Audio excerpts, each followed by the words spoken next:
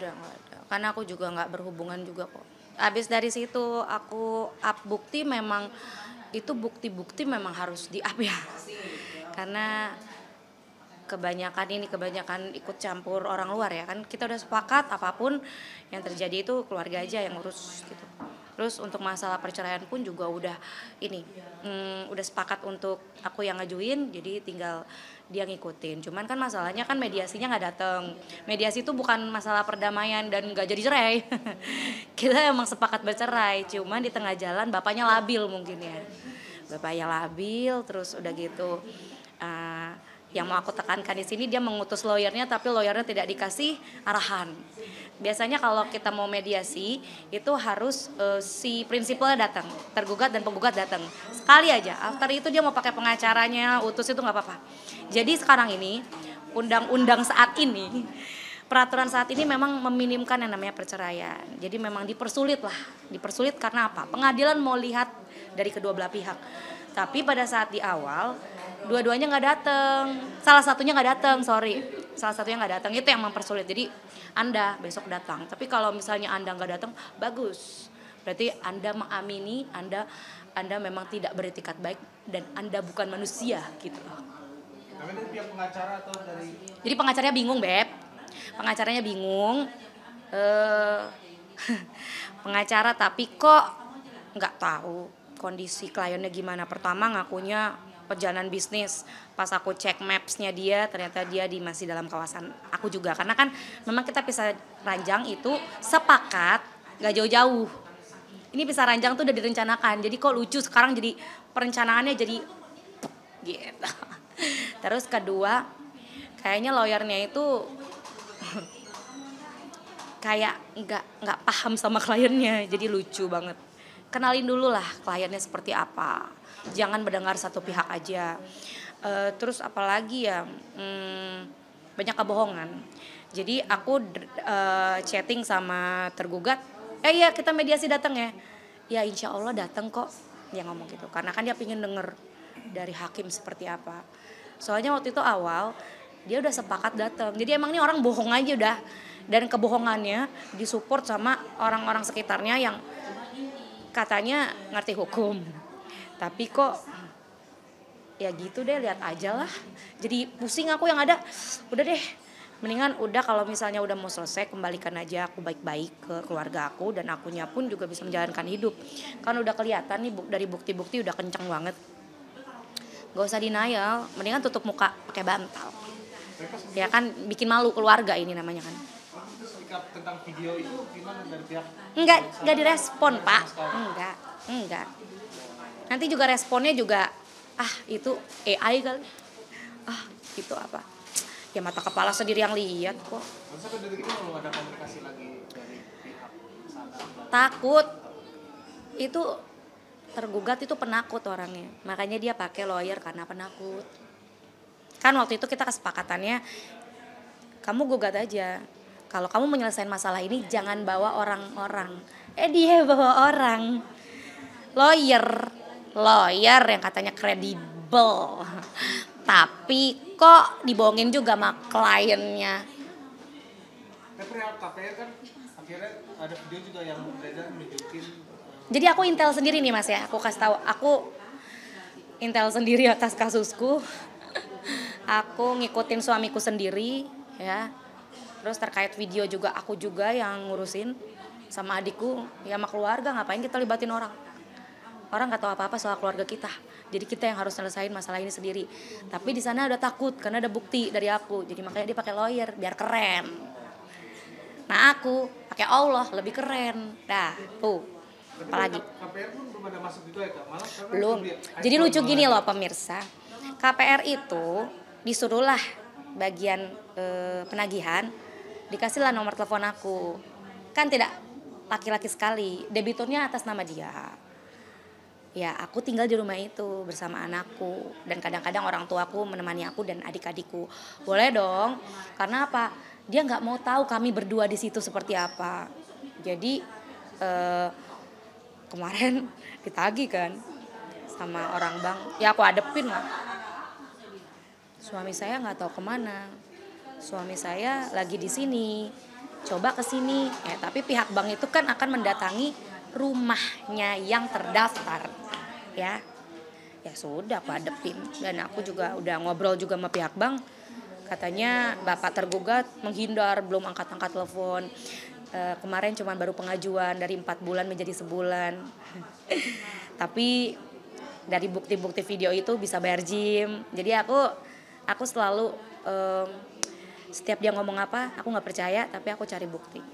Karena kalau nggak salah baru lagi beli iPhone. Oh iya, kan aku juga lapor balik dia kasus pengancaman. Sebenarnya dia suka ngancam-ngancam untuk menghilangkan nyawa kami ya, sekeluarga. Jadi aku juga udah lapor.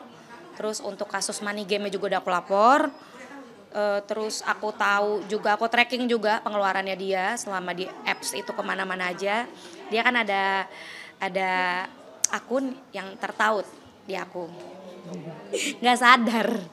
Pas aku lihat, wih, nafkah nggak lancar, biaya hidup lancar. Buat dia 75%, buat kami sisanya. Yang tadi menarik tuh ancaman itu seperti apa sih kayak gitu? Ada udah di kepolisian semua. Itu pas baru-baru ini atau memang sebelum? Udah lama. Jadi waktu sebelum berita itu viral, kenapa diviralkan? Karena dia mau mengancam menghilangkan nyawa. Itu sudah masuk laporan? Sudah semua. Ke Polres? Tinggal dipanggil dia. Tapi aku nggak kasih tahu ke orang-orang karena aku juga butuh ini ya, di konsultasi. Ini masuk ke pasal mana nih gitu. Jadi yaudah aku lakuin itu sendiri. Gitu kan, disuruhnya ngurusin masalah sendiri. Kata tergugat, di tengah jalan tergugat bawa sayap kanan sayap kiri. Sekarang sayap kanan sayap kirinya kemana? Pas udah ada berita perselingkuhan, kemana pada kalian? Mau aku lapor lagi pasal perselingkuhan? Jadi lapor-laporan dong.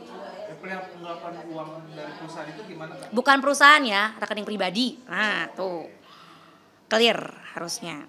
Jadi yang terjadi ini adalah manipulasi data penghasilan aku yang dilakukan beliau, transfer antar rekening. Dan beliau suka bawa handphone aku itu untuk melakukan transaksi kris gitu. Tapi itu semua udah dimediasi sama keluarga gitu. Dia sudah mengaku kalau dia tuh ngambil, dan beberapa media platform dia juga mengaku bahwa dia melakukan tarikan ATM, tarikan tunai untuk bayar harian. Tapi nggak lapor ke aku, masa lapornya ke media? Klarifikasinya di media. Aku pingin denger sebagai istri loh Pak, uang aku itu kau pakai kemana? Gitu. Bukan uang perusahaan ya? Bukan perusahaan, macam-macam. Di situ aku ada rekening satu, itu sebenarnya buat rekening income aku. Rekening income aku ini macam-macam. Ada yang income aku syuting, aku nge-MC, endorsan, affiliate. Jadi bukan rekening perusahaan loh. Kalau rekening perusahaan kan join, ya rekening bersama ya, atau rekening PT ya. Ini enggak, ini rekening pribadiku dimanipulasi. Jadi dia udah tahu kalau aku tiap ada income suka ditarik sama dia, atau dia melakukan transfer ke rekening dia sendiri. Total berapa sih Kak memang yang akhirnya? Kalau yang ke tracking 160 juta, yang belum tertracking bisa lebih. Iya, tapi ke tracking semua. Itu dari 500 juta, yang tahunya 160, gimana 500 juta? Lebih sih, lebih karena dia tuh suka pakai kartu kredit aku diam-diam sampai tiba-tiba aku dapet tagihannya aja. Kamu coba tempuh jalur hukum sendiri Kak? Kalau dia masih nggak cabut laporan yang tentang aku ngada-ngada itu ya, dia bilang katanya aku isu KDRT, ya, cabut laporan, ceraikan aku, co-parenting. Tapi masih juga dia begitu, aku masukkan kau ke penjara, itu aja. Itu aja. Menunggu dia cabut dulu baru akhirnya. Oh iyalah, ini masalah keluarga. Sebenarnya aku cuman melakukan apa yang dia lakukan. Kalau dia minta maaf, selesai perkara. Apalagi ada bukti perselingkuhan ini, minta maaf sama orang yang ada di sampingmu dari nol gitu. Tapi dia merasakan aku punya pekerjaan, tapi saat lo nol sama siapa gitu. Nah ya udah, cabut aja laporan, beres, sama-sama cabut laporan, ya. Terus urus co-parenting, itu doang yang aku minta. Tapi kalau ini masih seperti ancaman lawyer yang nggak tahu apa-apa itu, lawyernya aja dibohongin. Jadi lawyer, kalau Anda menjanjikan pro bono sama dia, minta jaminannya apa? Anda bakal dapat klien banyak nggak dari seorang tergugat? Malah kredibilitas Anda mungkin akan hancur kalau Anda membela yang salah, mengambil haknya saya sebagai istri. Ya, berarti uang tergugat ada untuk bayar Anda law firm. Lebih baik Anda mundur memegang mantan suami saya yang akan menjadi mantan gitu loh. Daripada Anda ikut campur terlalu dalam, ada hak istri, ada hak anak yang tertunda, ada perselingkuhan yang berjelas-jelas depan mata. Apa yang kau bela, Bapak? Gitu loh. Mundur, mendingan cek kasus mafia-mafia tanah yang lain yang belum Anda bereskan. Ya, jadi terserah Anda mau seperti apa. Ini surat terbuka juga untuk pengacara-pengacara yang tergugat. Besok kita mediasi terakhir. Nggak mau datang terserah. Ya, katanya klien Anda mengamini. Tapi ingat, Anda juga mencemarkan nama baik keluarga saya, Cikita Medi. Oke, tapi kalau besok dia nggak hadir lagi nggak? Bodoh amat saya. Tergantung. Akan menjadi kendala lagi dalam sidang. Aku lihat besok aja, tapi aku datang sebagai rakyat Indonesia yang patuh sama semua prosedur. Kalau ke pengadilan, aku sekarang ngelihat pengadilan beda ya. Mediasi itu diperpanjang terus. Karena akan terkait dengan himbauan pemerintah untuk melakukan mediasi dulu sebelum pokok perkara. Kalau bisa didamain kenapa tidak? Nah, aku mau damai sama si tergugat ini untuk co-parenting tapi tidak bersama ya. Tidak. Kita tidak akan dalam pernikahan lagi. No. Gitu. Jadi udah cabut laporan, aku cabut laporan, co-parenting selesai udah. Kasih lawyer kamu pekerjaan. Ya, ngurusin rumah tangga kayak gini buat apa sih? Bikin malu aja. Portfolio law firmnya juga tercoreng, tau nggak? Ngurusin orang yang lapor. Nih aku katanya dibilang KDRT, tapi ternyata kliennya selingkuh, masih dalam perkawinan. Pemirsa bisa nangkep logika aku nggak? Gitu. Kiri kanan aku cuman keluarga. Aku maju sendiri, sekarang pada majunya rame-rame seolah tahu si tergugat. Apakah Anda sudah kenal tergugat? Cukup lamakah? Jadi lucunya ya, kosan tempat penginapan tempat suami saya mengintrospeksi dirinya. Jadi kita pisah ranjang itu kesepakatan bersama dari bulan puasa. Dan saya melakukan umroh untuk tirakat. Kalau misalkan memang rumah tangga ini patut dipertahankan, tolong perlihatkan yang baik-baik sehingga saya mempertahankan rumah tangga ini, atau sebaliknya perlihatkan yang buruk-buruk agar saya tahu bahwa pernikahan ini mudarat. Jadi saya memutuskan bercerai ini, itu saya juga jalur langit, itu saya juga ke Ka'bah dulu, saya harus umroh dulu bareng adik saya, bareng anak saya gitu. Jadi tergugat tolonglah nggak usah drama, jangan manipulator. Semua orang tuh udah banyak dimanipulator sama dirimu. Ya, kalau nggak sanggup bayar KPR ya sudah, biar ke saya atau hibahkan itu ke anak. Nggak ada yang perlu digono-gonein. Berat.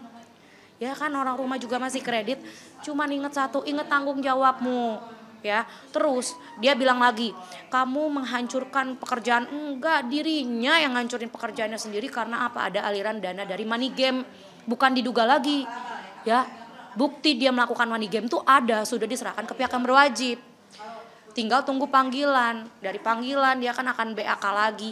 Akan semuanya ikutin aja. Jadi tantangan aku adalah sama-sama cabut laporan yuk. Berani gak? Gitu. Tapi kalau mau diproses secara hukum, hayo juga. Nggak takut.